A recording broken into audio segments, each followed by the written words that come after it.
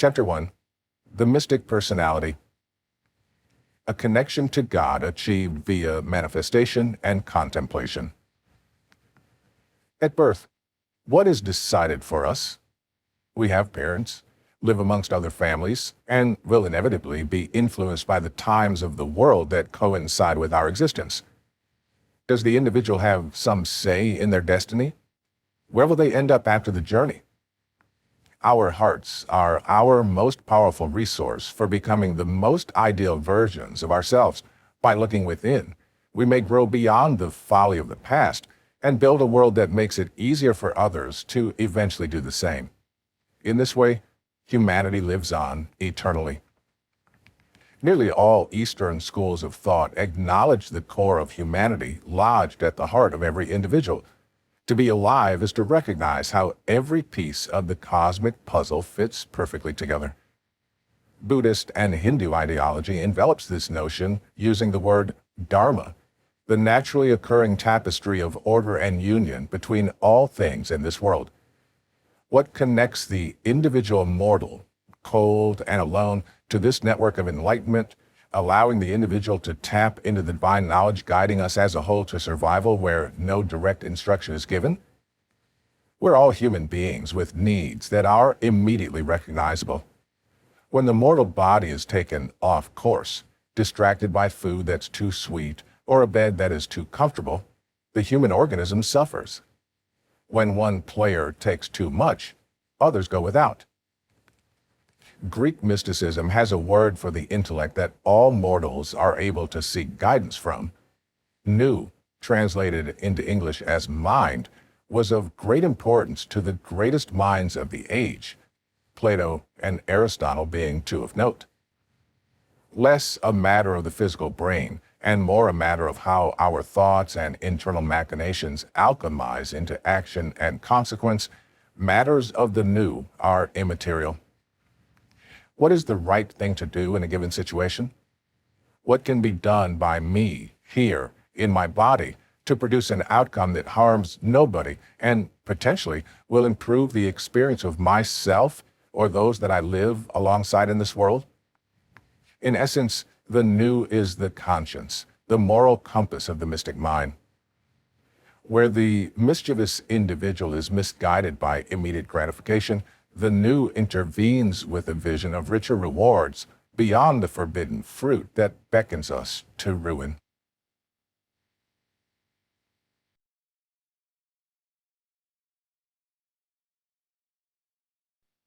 Chapter 2.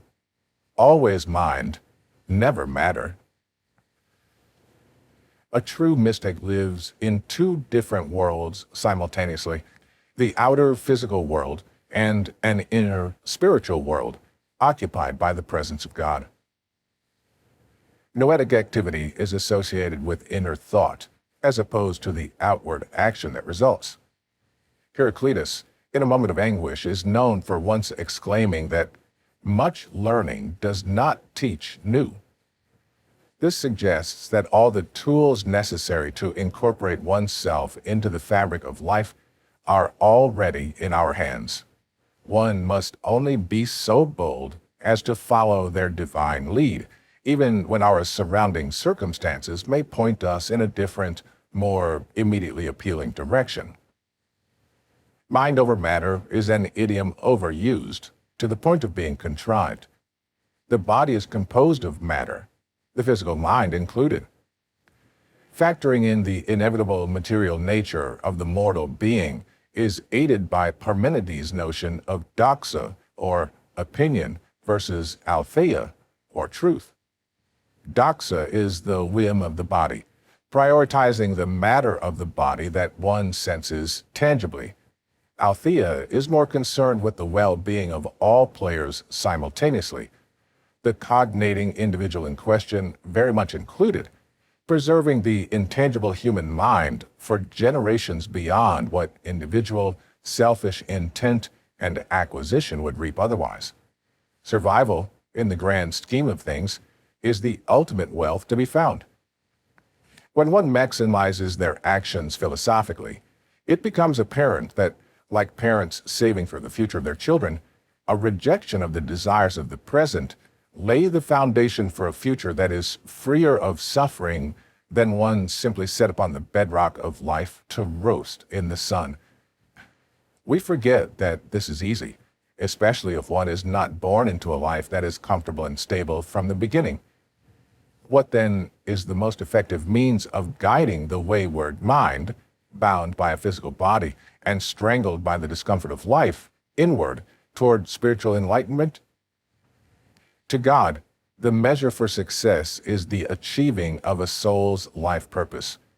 To bring about success, the key is to rely only on your inner oneness with God's Spirit.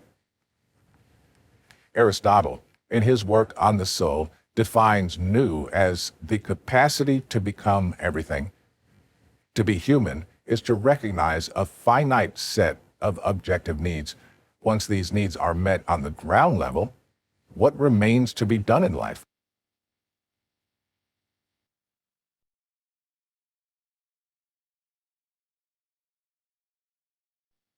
Chapter 3. Creating a lifestyle elevated by emotional activity. As members of society, what are our goals for the future? Many did not look past the next few months or years, let alone beyond their short lifetimes, and with valid reason. Like animals in the wild, we're given a body at birth and tasked with the responsibility of protecting it from danger and pain. When living in mortal fear, the need to kill in order to eat supersedes the civilized interest in the safety of the receiving end of the deed. Modern life, in theory, makes this difficult choice obsolete. A successfully established system of civilization does a bit of this heavy lifting for us. My legally recognized house keeps me warm and makes breaking into the dwelling of somebody better off unnecessary. These grocery stores have plenty of food for everybody, so why maim my neighbor's dog in order to put a hot meal in my stomach? Before the advent of a world stable enough to move freely in, however, achieving this haven of relative safety is the higher demand to be met by a group who stands to reinforce its standing in the universe in its own right. What is there to do once everybody is comfortable at home? No world is devoid of pain. When one qualm is addressed, the next, more pertinent to the hierarchy of perceived deficit, becomes the topic of contention. So goes the opposite for pleasure and joy. A bowl of wheat porridge to survive transforms into a delicious loaf of bread if those producing the food are given the means and freedom to create something just a bit more sustaining and salient than the offerings of the day before. Human intellect, driven by the senses of the body, motivates the mystic mind to partake in activities that feel pleasurable and to avoid activities that we believe will lead to pain. The natural give and take compels us into motion, piercing through the homogeneous and indiscrete world that we find ourselves a part of, giving rise to change, repetition, culture, and, in theory, an elevation of our standing as a group. More grain in the silo, so to speak, requires a silo to be constructed in the first place. Before this silo can be erected, however, it must be conceived and the necessary resources must be planned and accounted for. The intellect acts as the deus ex machina, the dream brought about by the intangible desire, opening the mind to possibilities that go beyond the world as God has set it before us. Becoming the superior man, mastering suffering and joy. The human machine, as a whole, is in fact driven by biological processes that shape the greater picture and influence our evolution. What compels us as individuals into motion? We wander in search of things that make us happy and are careful to tiptoe around the pitfalls in life that we've become familiar with. These inclinations form the framework of the culture of our nations as we collect and record the knowledge that we gain for those yet to come, giving future generations the tools that they need to grow more compassionate and intelligent than their parents and ancestors. After centuries of moral conditioning, The human spirit becomes grounded in the reassurance of their civilized world, inoculating them against the animal fear and torment that living in the wild beats into us like a tattoo. We arm our children against what waits for us outside of the walls of our cities to prevent the regression and destruction of everything that the human spirit has established in this world. A safe and contained world allows each individual to move freely and comfortably, giving their thoughts and feelings room to flourish like a meadow of flowers in bloom. After so many years of togetherness and well-being, living peacefully amongst one another becomes a natural part of life for most. But this does not mark the end of the human journey. Constant vigilance and a deliberate refinement of the prescribed code of conduct is what keeps this process turning forward, reinforcing society against the perpetual danger of slipping right back into barbarism.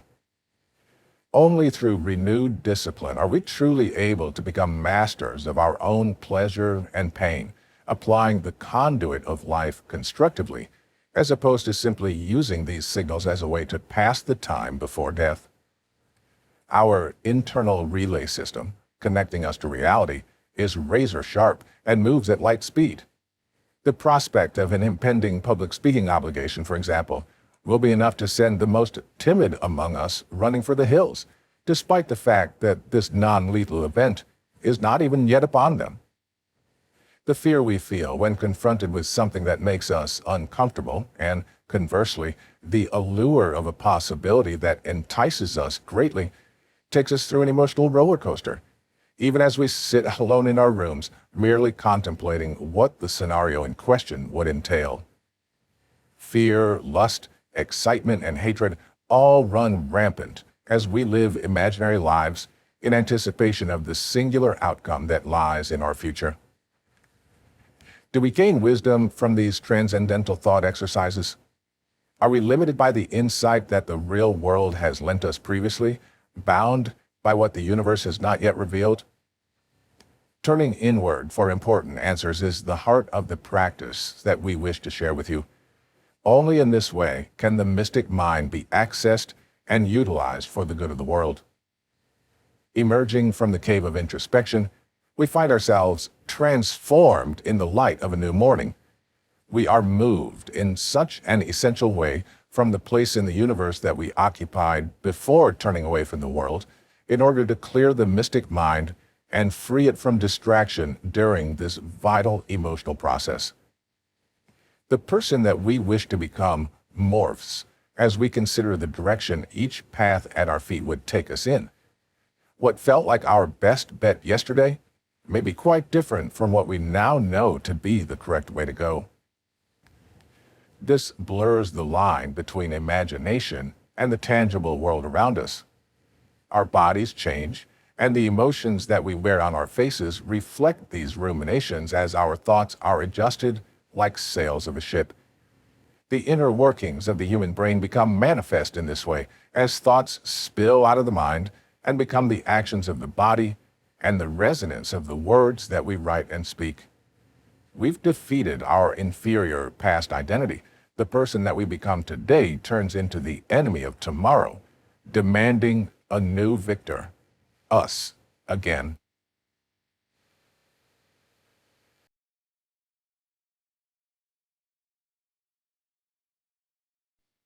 Chapter 4. The greatest wealth is health and happiness. One can often be confused by things that feel good, but that do not serve one's spiritual growth and overall happiness in a universal sense. Beginning from a baseline of the needs of the body will clear one's mental state, enabling them to make more responsible decisions in the future. When you're hungry, you tend to make decisions that you believe will lead you to food. Loneliness compels us to seek the company of the wrong people at times. Addressing these basic human needs outright will free the mystic mind, giving it the space it needs to gain a handle on what is truly needed. Mystical maturity involves coming to the realization that a simple, content life is the most direct path to peace, enlightenment, and, yes, spiritual wealth. Rogers Williams University describes 5 dimensions of wellness that clarify the way forward. Physical health. More than choosing healthful whole foods in balance and moderation, this also entails not depriving the body of what it needs, even when we wish for a cheeseburger and fries instead of our vegetables and daily bread. Abstaining from intoxicants, such as drugs and alcohol, keeps the mind sharp and prevents us from making poor decisions that set us back and harm those around us. Sleep is the body's natural decompression mechanism. Without it, we feel frayed, emotional, and not at grips with the business of the day, whatever it happens to be. Restful sleep invigorates the intellect, exciting it into positive action. Exercise is crucial. It cleanses the body and relieves us of excess energy when bored or when without a task to partake in. However, vigorous and sustained physical activity damages the body if performed to excess. Deepak Chopra cites 3 forms of exercise that give the body what it needs without exhausting it unnecessarily: walking briskly, swimming, and yoga. Emotional health. Remaining centered in one's own mind allows us to stay focused on our responsibilities and obligations to those around us. When confounded by the stress of work or other aspects of life that frustrate us, we may behave irrationally, resulting in outbursts of emotion that damage our relationships. The key is to garner a sense of self-awareness. What troubles me? When do I feel agitated, upset, discontent, and at odds with the world around me? This friction is never without source. A frustration with one's lot in life, trouble with a friend or a lover, a personal misfortune, and other obstacles separating us from what we believe we need can all contribute to a false sense of unwellness, i.e., I need a nicer car when the one that we currently drive works perfectly fine. Establishing vital lifelines between yourself and your family, friends, colleagues, mentors, and others gives you a platform with which to express your inner thoughts and feeling candidly, providing comforting feedback and assurance. Having a team on your side encourages you to move forward confidently, guided by what those who want the best for you perceive. When our moods take a downturn, our choices are colored by a lack of faith in what is morally correct or the most personally healthful decision to make. We all have terrible days.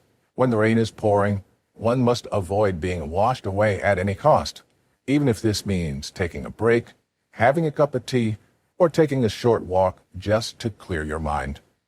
Breaking the spell, so to speak, can be enough to turn your disposition back around. Trouble at the office? Taking a deep breath and quelling your sense of unease may give you the space to make a more rational decision in response to the problem before you. Finding hobbies or activities that occupy you in these moments of feeling lost will mitigate the suffering that you experience, even if only temporarily. Reading a book, playing a game, creating art, or perhaps learning how to cook a new recipe will act as a band-aid, bridging with it gaps of sadness and lead you to your next morning without the baggage of depression, anger, or frustration. If your feelings of dread overwhelm you, however, sometimes just resting for a moment may not be enough to rouse you from the sadness that you feel. In this case, especially if a trusted loved one is not able to help, consulting a professional mental health expert is never an irresponsible choice.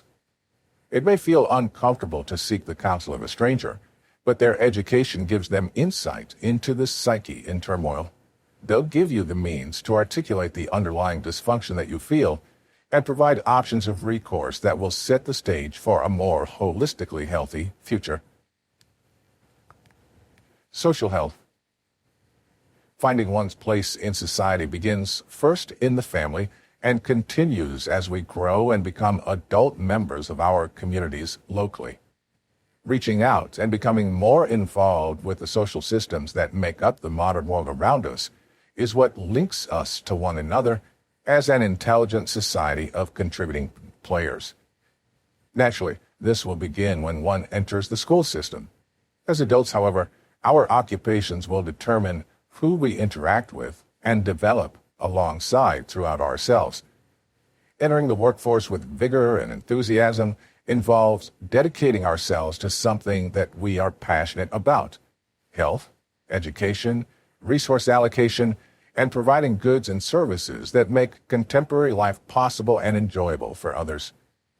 Becoming skilled in any of these areas will naturally lead to a life worth living. When you produce value, you become valuable to others. Being judicious with our relationships outside of the family will ensure that we are never alone at any stage in life.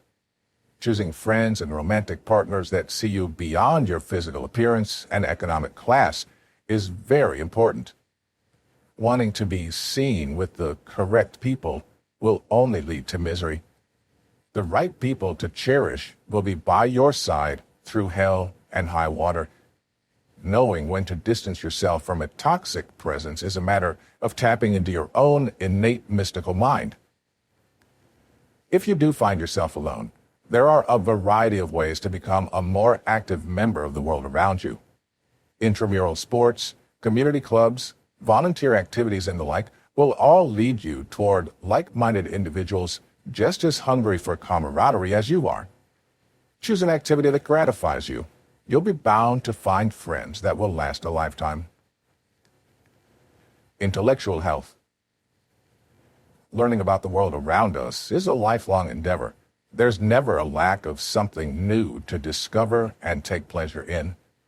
Constant growth in this way stimulates the spirit and opens the mind to possibilities that one may not otherwise realize. Education is one way to meet this thirst, but we can glean a true spiritual lesson from anything: other people, observations, reflections on the past, and ruminations on more abstract intellectual concepts, perhaps over a cup of coffee. Staying informed about the goings-on of the world contextualizes the individual's place in society. Recognizing the problems plaguing the world informs the mystic mind, leading us to patterns of thought and behavior that, on our own level, do not contribute to corruption, greed, and a lust for power over others. Society is a mirror. If one never deigns to look, grooming oneself in the eyes of God proves to be much more challenging. Breaking intellectual bread in communion with one's neighbors broadens our perspectives. To isolate oneself is to deny oneself the communal energy that an intellectually stimulating discussion confers to all parties involved. We only see the world through our own eyes. To get a glimpse through the eyes of another person is a privilege to relish. Spiritual health. All major world religions invite the individual mystic mind to turn inward at times of unsureness or confusion. Grabbing a hold of the philosophy that your immediate family subscribes to will be an option for many, but for those without such a valuable resource at arm's length, an alternative means of enlightenment must be sought out like a hand to hold. Eastern spirituality prescribes solitary contemplation to one seeking to transcend the path of least resistance. It allows the individual to overcome what is readily available in favor of a more sustainable future that is in the interest of all living things. Only you know the exact circumstances of your life, your victories, your shortcomings, the trials and tribulations that inhibit your trajectory as one of God's children. Taking account of where you have failed in your life can be a painful experience, but only by coming to terms with where we succumb to human weakness and desire can you gain a comprehensive understanding of how best to leave these mistakes in the past. We're all lost in the maze of life. Bringing your heavy heart to God earnestly and with humility allows Him to forgive your transgressions thoroughly. The mystic mind is what frees the fragile human from the endless repetition of wrongdoing in pursuit of shallow, worldly gains. If you live in an urban setting, losing touch with nature amid the concrete and rebar can cause us to forget our place in the universe. An early morning hike in a natural reserve on your off days, or even a short escape to a locale unlike anything around you, breaks the monotony of what society demands of us and refreshes us for our duties when the time to step back into these societal roles has come once more. These 5 areas of mystical well-being culminate into a lifestyle that does not take unnecessarily from our neighbors. Where more is needed materially, beyond the necessities of fueling the body, will usually be a result of a lack in one or more of these 5 areas.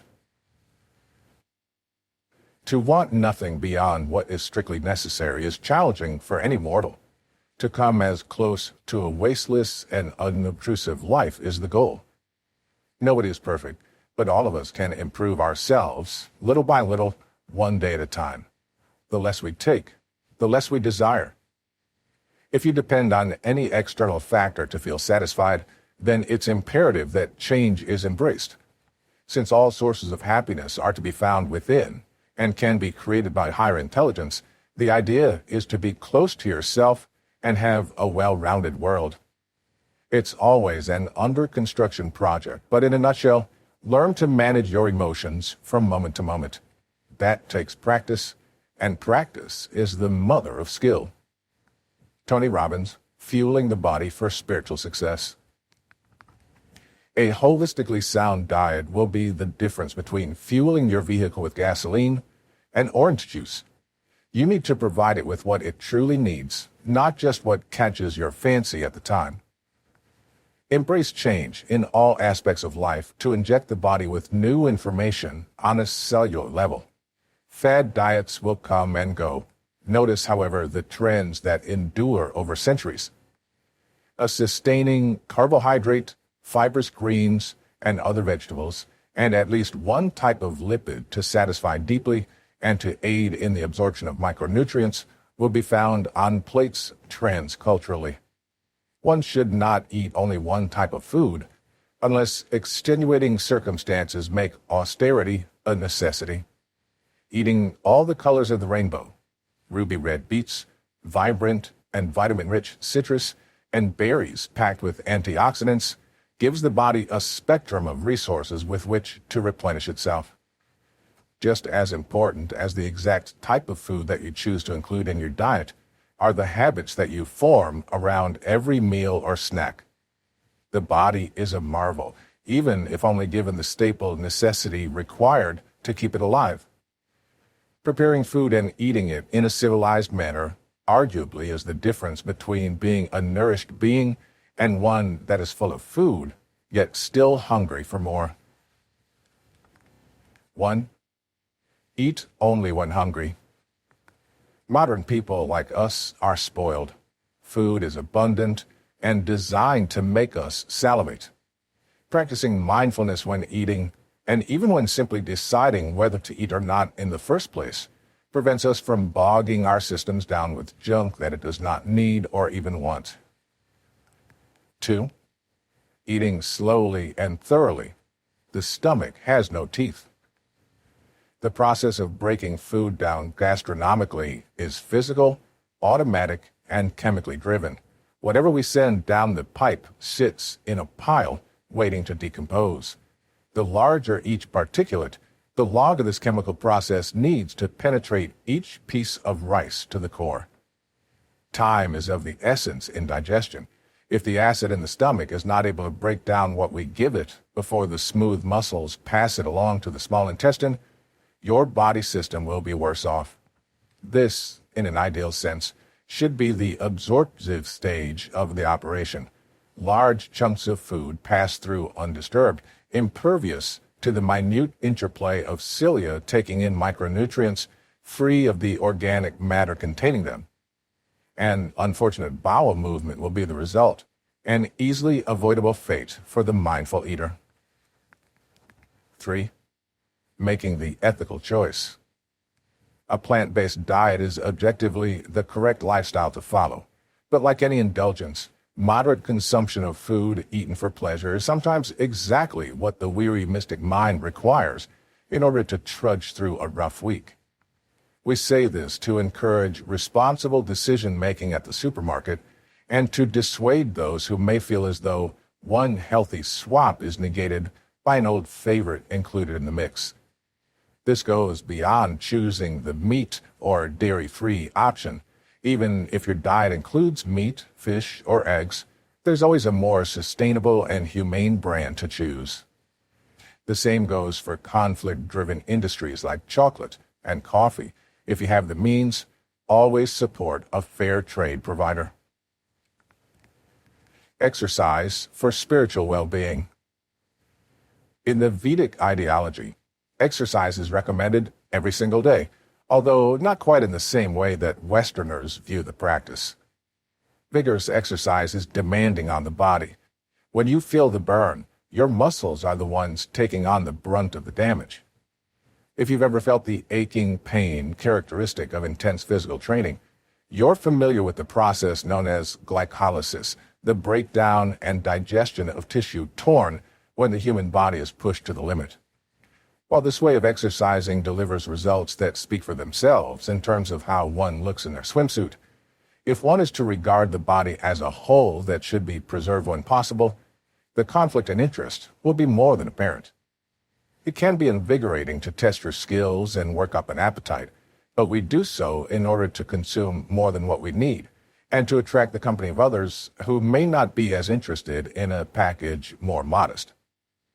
While increasing one's stamina and strength is a healthy and worthwhile pursuit, doing so gradually at a pace that your body can withstand will, at the end of the day, endow you with a leaner strength and a calmer disposition when the time to rest afterward has come. The body is always in flux. We, as the intellectual force governing its actions, must be mindful of its limits, like a parent overseeing a child that doesn't know better for themselves. In the same way that eating too much at once throws the mortal being off balance, so too must we be wary of changing the body too quickly, lest we warp and scar its natural beauty. Why exactly do we exercise if this process harms us in this minute way? Aside from the obvious endorphin rush that fitness enthusiasts chase like a chemical high, exercise kicks our metabolisms into high gear. Stagnant water left unattended and ignored becomes a petri dish of bacteria left to proliferate and fester. Rotting meat becomes a breeding ground for maggots. Our physical bodies, while animate and alive, are still spongy, moist, and occupied with other things. Physical activity increases the heart rate, meaning that per minute, more blood is being pumped through your veins, carrying life-giving oxygen to all of your cells as they're stimulated into more excited activity, and in exchange, they wash away waste before being filtered through the kidneys and digestive system. The sweat you secrete flushes out the pores. Any undigested food residue in the bowels is consumed as your body searches for more energy to continue.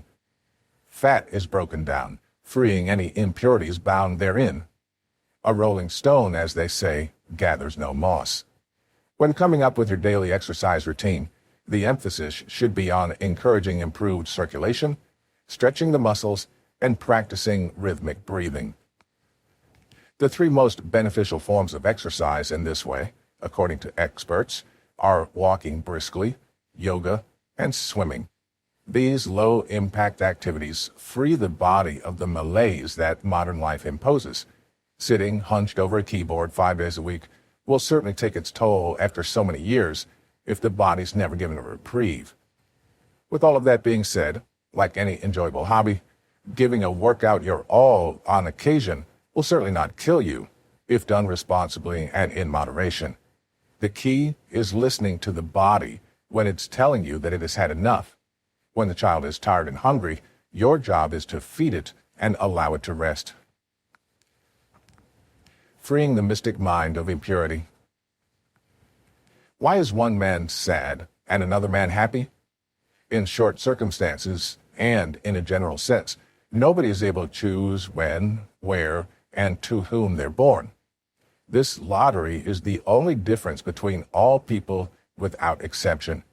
The selfless saint, the vengeful warlord, the cunning seductress, and the healing mage all have nothing in common, aside from the fact that on the inside, beyond their bodies, occupations, material wealth, and obstacles in their worlds, they all draw upon this same mystical source of wisdom. The Book of Answers splayed out for all four to share and interpret through the eyes that God has bestowed them with.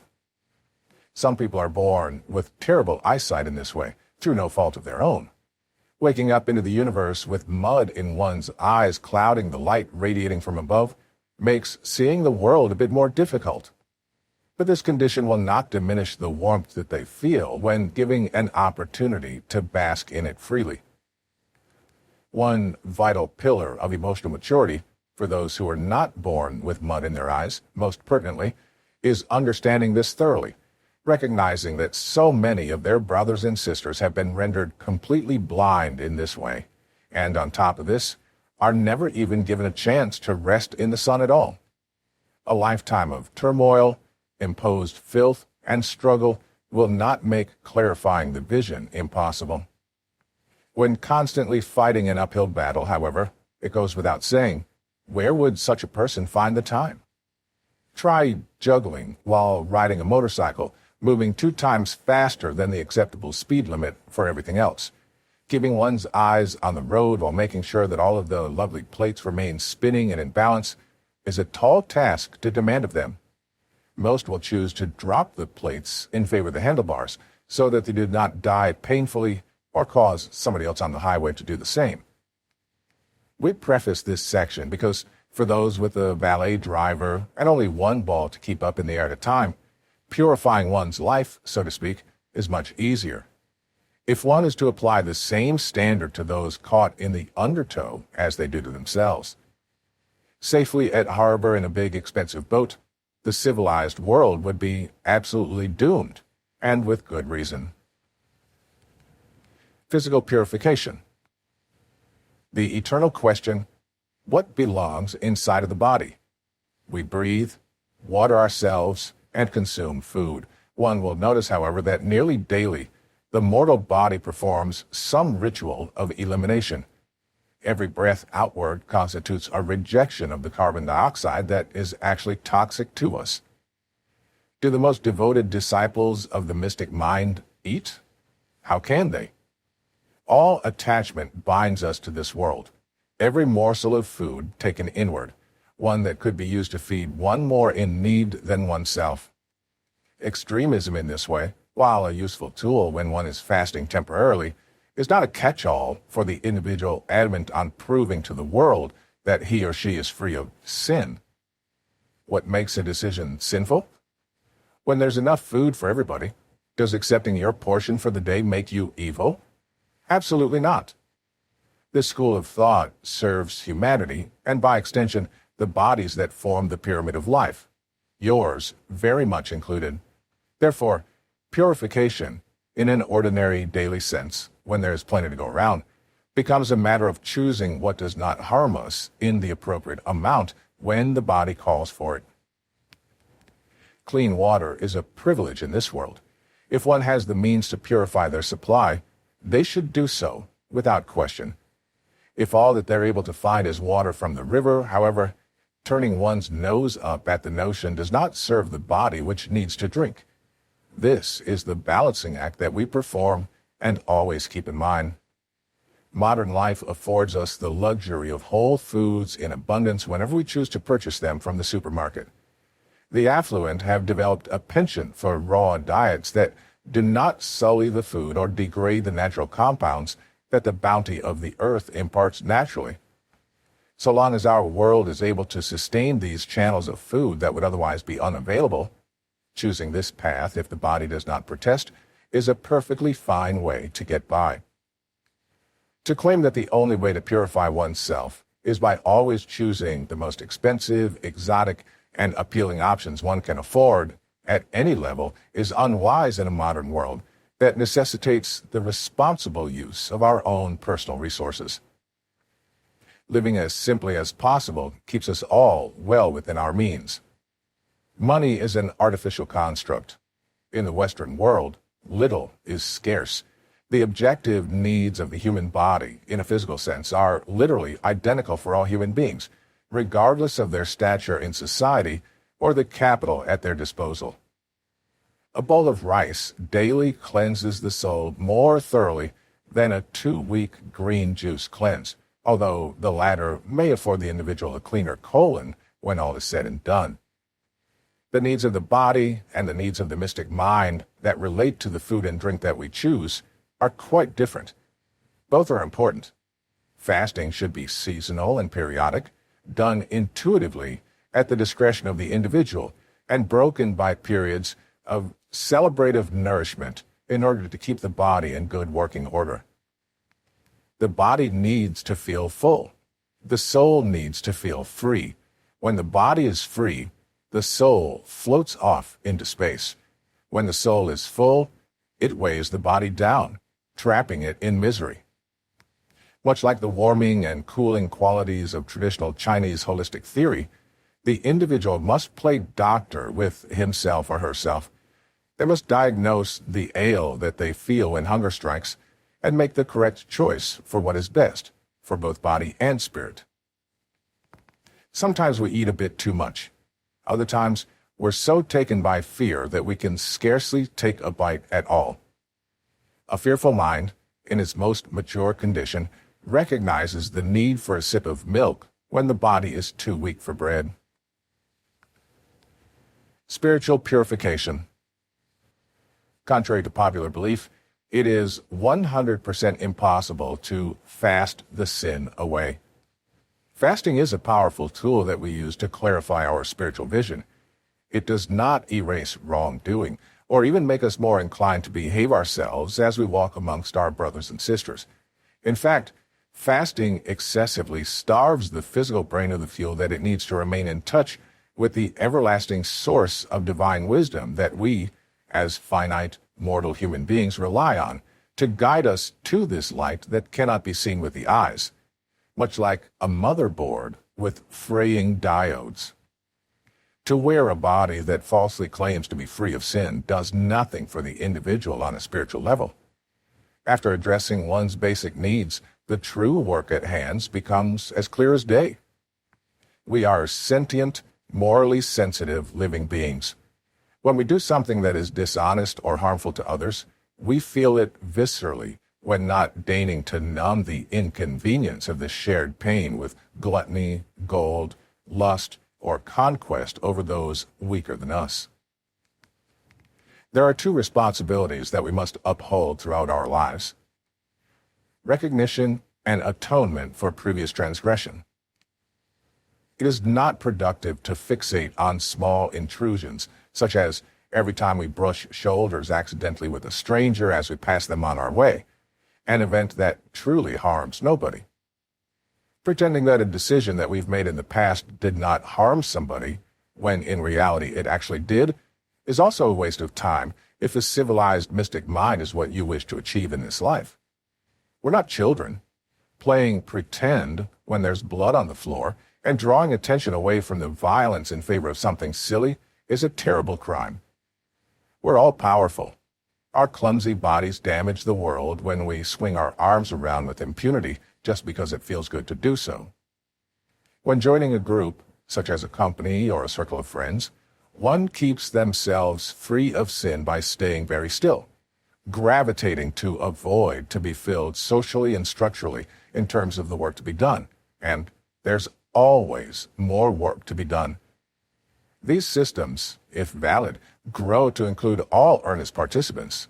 The body and the soul both crave the company of others, as being surrounded by other faces softens the terror of being alive and fragile.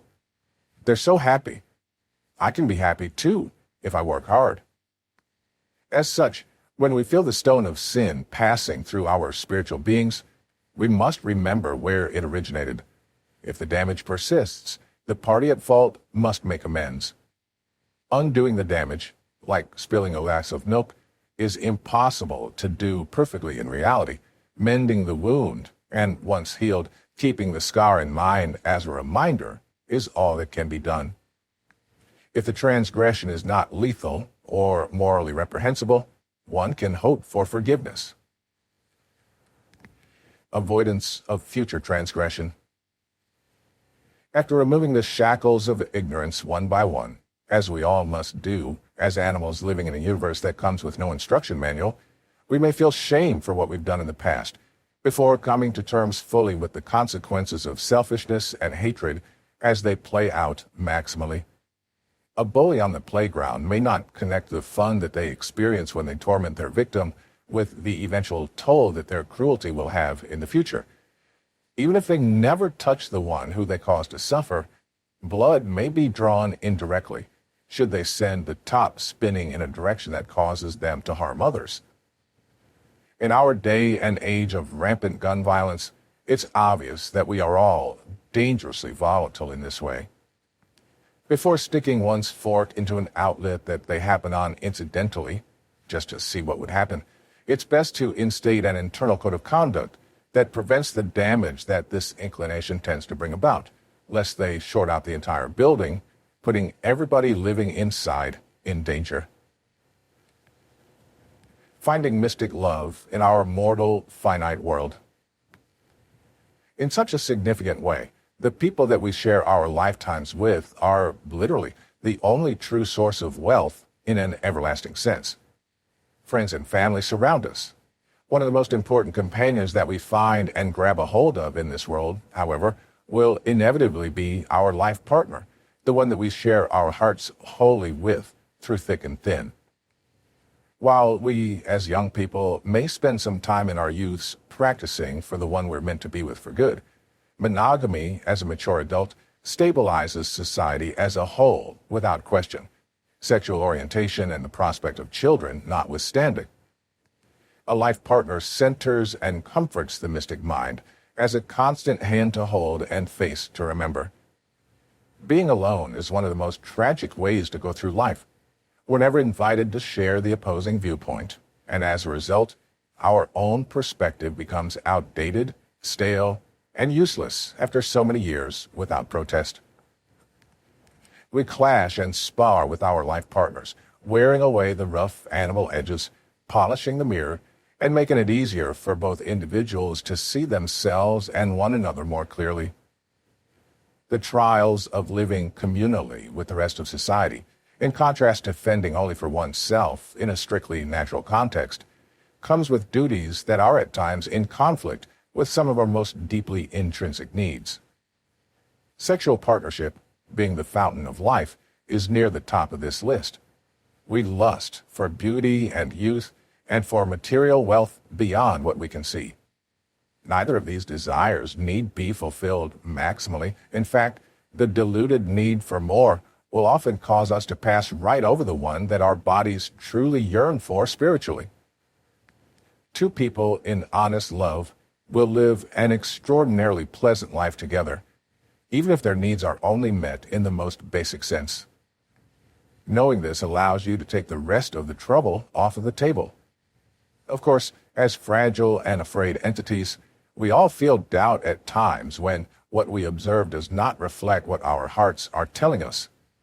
Getting to know a man or a woman who intrigues you on this spiritual level, at this point in our primitive human journey, will naturally be an investment of time, but one that will be well worth your contribution if you submit yourself to the divine will within you entirely. Things change. People run astray. Remaining abreast and in constant correspondence with both yourself and those that remain in your life when all else falls to the ground will provide a sense of direction when the way ahead becomes unclear. Turning inward, while a vital skill to hone, forces you to turn away from the person who is in front of you.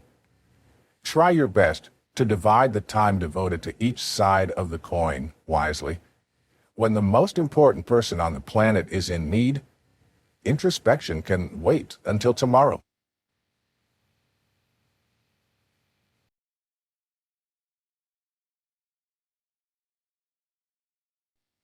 Chapter 5. Core Values for a Superior Future. Committing to one's own best interests becomes a matter of aligning oneself with values that lead to progress. What determines these core principles It may be if your ideal outcome is a world where all people are autonomously conducting themselves rightfully. Take ownership of your destiny. Our actions affect everything and everybody that we meet in this world. Stepping up to the plate as a responsible, intelligent individual means understanding the authorship underlying every choice we make, even when we're powerless in a direct sense over the fate of others.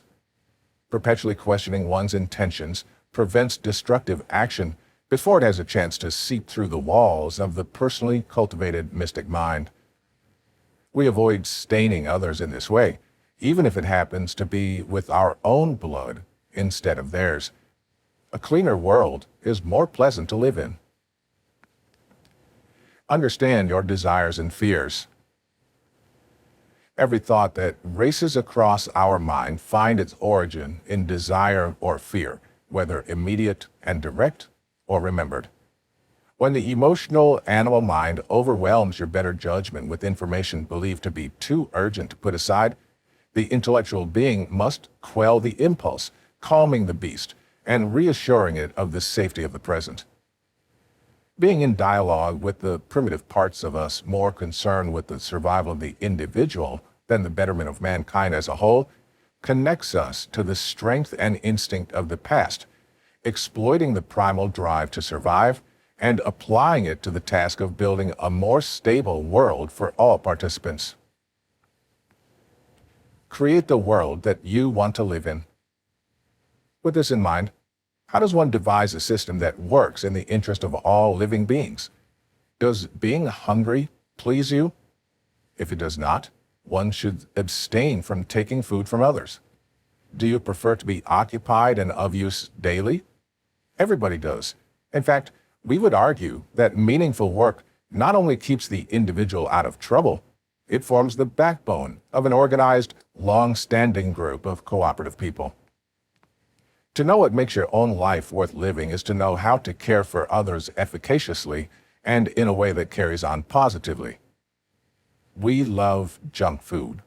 We love hot sex with strangers. Neither can compete with a real meal and a real-life partner in a cosmic sense. Understanding the difference draws a line between empty people-pleasing and laying down the infrastructure required to move forward as one. Foster rational cognitive thought. Clarifying your thought process involves savoring each bead on the abacus, feeling its separateness with your hands, and becoming more aware of the patterns that they form together. Becoming familiar with what goes on inside of you only gets easier as we age. Cutting through the hazy, amorphous thoughts of childhood judiciously enlightens us, providing insight as we consider where we've been and where we intend to go. After doing this for some time, you'll find that each discrete piece of the puzzle emerges just a bit more neatly than the last. A clearer mind, like a clean room, allows you to focus more intentionally on the tidbits that hang heavy in the air like gold, as well as make which thoughts to dispose of much easier to identify. Live in the present moment. The past reminds us. The future terrifies us. While drawing upon memory and logically following one's actions through to an imaginary end result, we may be able to guide ourselves to a better decision in a general way. Your most reliable way of contending with what is before you is your intuition as it unfolds in the now. The senses are one way of riding in tandem with the world of the present. It is just as important to be sensitive to. However, is the voice inside offering a second opinion? Always be both thinking and feeling. Your body will never make a baseless request. This does not mean that one should act instantly on every physical impulse, however.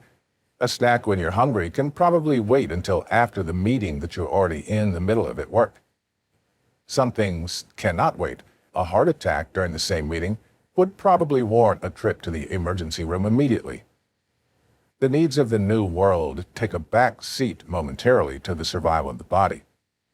Pragmatic assessment on the part of the thinking mystic mind must always be working in tandem with the physical reality of our lives. Both serve one another. The future will never happen without deliberate, civilized thought. The unfeeling body will perish without ever even realizing how it happened. Constantly express gratitude. As difficult as it may be to smiling in all directions at every moment in our fretful and worrisome little lives, there's always something wonderful to be thankful for in all but the most dire parts of this world. If you find yourself fortunate enough to be living under the protection of yourself or a larger umbrella, freeing yourself of discontent with what you believe you should have optimizes the parts of us that give us direction. A free mind is more capable of helping others in need so that they may have the opportunity to be safe and grateful as well. Take charge when the power rests with you. When the time to act is upon you, the right decision for the collective will come to you immediately. Always be primed and ready for this moment, the time to fight. Like a boxer in constant physical training, sharp intellectual agility will compel the hand to perform instinctively. Sharing the experience with others. There are many sources of wealth in life. Finding oneself in surplus invites one to fill in the cracks elsewhere where appropriate.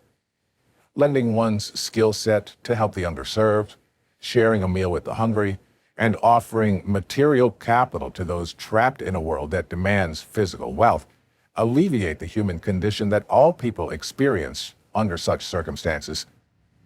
Taking the time to have a conversation with somebody who is alone makes both parties feel a little less lonely. Enriching others improves one's own lot in life just as much.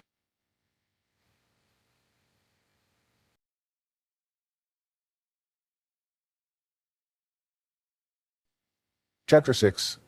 Awakening the Unconscious Self. True mystics know that it only takes a single creative idea to change one's entire life, and they know that such a creative idea is within them. Transcending the violence of survival in a world that guarantees nothing can be an elusive goal, even when tucked away, safe at home, within the bubble of society that we've built here in this quiet corner of the universe. This endeavor should be viewed as a constant reintroduction of the self to the self. Who are we? What will we become? Both of these answers will be deeply rooted in who we happen to be right now at this moment. One of the greatest hindrances to personal progress is a helpless fixation on the missteps of the past, whether taken by ourselves or perhaps concerning the mistakes of another. An unreliable and dishonest friend, an unfaithful lover, or a predatory colleague may cause us to avoid companionship, romance, or ambition falsely. To remain alone and still for the remainder of our lives objectively will neither undo the damage done previously nor lay a path forward that allows us to find success in these areas elsewhere. How then to proceed? Forgetting the snake's bite will not serve us should we run into similar trouble later on down the line. Each new encounter should be regarded as it presents itself and develops before us. Staying in touch with our waking lives, resisting the urge to allow our eyes to glaze over dully the second we find ourselves settling into a comfortable lull, will ensure that we will not be taken off guard should an unfortunate disaster strike, as it sometimes will. Life is best experienced wide awake. We sleep at night after we've already retired to the safety and privacy of our beds. This intellectual alertness will, in many cases, warn us of uncertainty from a mile away, before it has a chance to touch our lives and harm us permanently. This is life's greatest secret. Destroy nothing that you fear. Instead, remain firmly in place and avoid the conflict entirely. Persuading ourselves into a better tomorrow. If we, as human beings, with the mystic mind at our every beck and call, are the most powerful force in the entire universe in the way of bringing about change in the physical world around us, The forces that compel us into motion are what determine the net result of our efforts. Some seek safety. Others wish to destroy. Whether these whims are justified or a consequence of remembered trauma or injustice is ultimately for the acting individual to sort through. If you're the one writing viable code into what surrounds us, the responsibility is yours and yours alone. In this sense, quite literally, thoughts do in fact become the furnishings of our divine and metaphysical home. A desire to be clean leads to the action of clearing one's floor of distracting debris, to the habit of scrubbing oneself down. Causality is king here. To commit oneself to good habits, while a very simple and direct example of this principle at play, appears to magically result in a life that is freer of the illness and suffering, one is even less likely to trip over a misplaced possession as they stumble out of bed to begin their day. Does this notion have any higher applications, ones that are less mundane and obvious?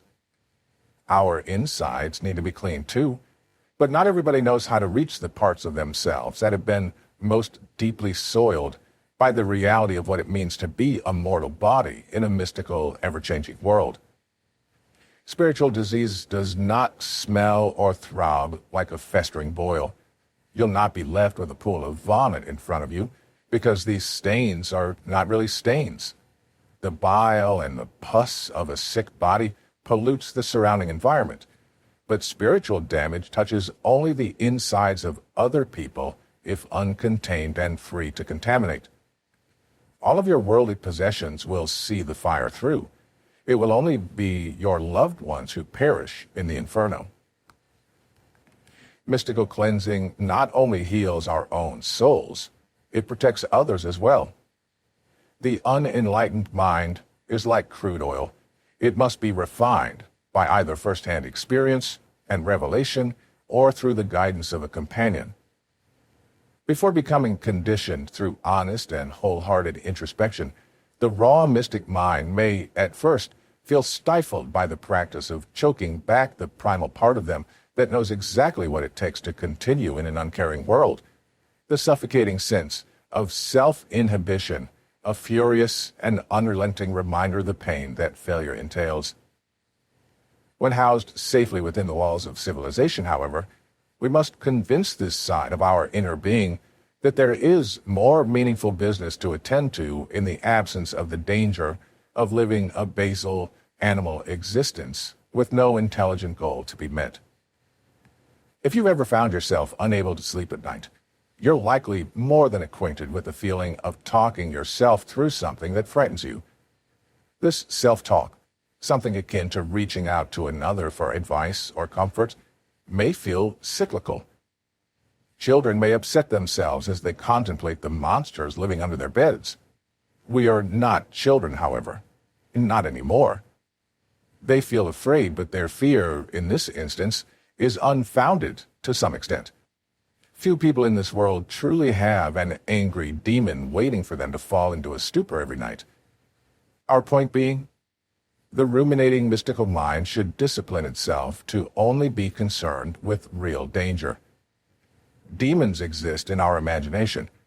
The terrible things that we wish to avoid in life take up enough psychic space as they all stand. If one wishes to bake a cake, one must account for the necessary ingredients in the correct proportion. Our self-talk practices write the blueprint for us to follow, producing organized, meaningful action with purpose.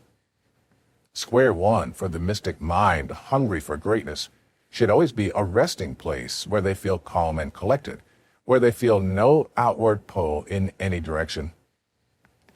Meditation prepares us to occupy this state, closing one's eyes so that only the lowest desires and the highest, most piercing fears of the body are seen clearly, and will allow you to divorce yourself from the wild, random paths that our animal being will take us down, before our better judgment has a chance to show us the real way to escape our true aversions. One will find themselves obsessing over opportunities that gratify instantly if they're unable to recognize the difference between baking the cake and simply grabbing somebody else's when the opportune moment arrives. Why do you even want a slice of cake in the first place? Are you hungry? If not, your time would be more wisely spent elsewhere. Living authentically in an oft confusing world. At the end of the day, an alliance with oneself that penetrates to one's innermost being connects us with the world at large, both human and natural. The construct that all of us culminate into when every single individual remains fixed on this goal of togetherness and wellness is the ladder that allows our short arms to touch the sky. To put aside self-interest in favor of the privilege of seeing one's generosity and goodwill at play is an interplay that propels itself once instated deeply enough to sustain itself, like a plant living off the rhizome instead of relying only on the sun, soil, and rain to continue. If the mystic mind remains focused on this higher end, it becomes easier to spare ourselves of the old ways of being, crude and clumsy habits that harm others that are no longer necessary to survive. Only the individual is able to do this for himself or herself. The trope of the traveling salesman touting enlightenment in a bottle at a premium will only move people so far before impoverishing them. The flame of life is the mystic mind's to nurse and tend to alone. More than our sacred duty as living beings occupying space and consuming the finite resources that all of us must share, the hunger for objective greatness as building blocks, not shooting stars, is one of the most life-giving and grounding ways of passing through the cosmos from where we sit at home, at work, in school, or at leisure. Our petty little lives and silly little calendars are truly nothing more than our way of combating the feeling of being awake and alive when all that we wish for is rest. The business of being a person, when all is said and done, is to remain calm, to avoid being engulfed by the terror that we feel in the presence of this singular source of life that we all take part in and are connected to like a live wire. Coming to terms with our own smallness paves the way for a more humble, constructive way of being. When we're all small, none of us takes up space that belongs to another. Distraction from mortal fear will only lead us further off course. Instead, we should all be looking toward the horizon for what has yet to come. The future is never fixed. In fact, we would argue that the future does not even exist until it has already transpired and become the past. All that we're able to do in order to arm ourselves against peril unseen is to keep our eyes on the road and our hands on the steering wheel, to keep ourselves healthy, alert, and present, and to always be willing to sacrifice what we desire as individuals for the sake of what the rest of us need. All that we have in this world is each other. If only one of us survives at the expense of the rest of the human tribe as it exists globally, black, white, Asian, or otherwise, the light goes out, and the darkness consumes all that we know and love, taking what remains of us inward, never to be seen again. This is the ultimate dead end that the human spirit struggles against. Poverty, old age, and unpopularity are merely proxies that we project against the cold night sky. When we disappear, nothing else matters at all. To walk proudly in the name of God is to escape and realize His heavenly design on earth, where it may be enjoyed heartily by us all. Remember, only applied knowledge is power.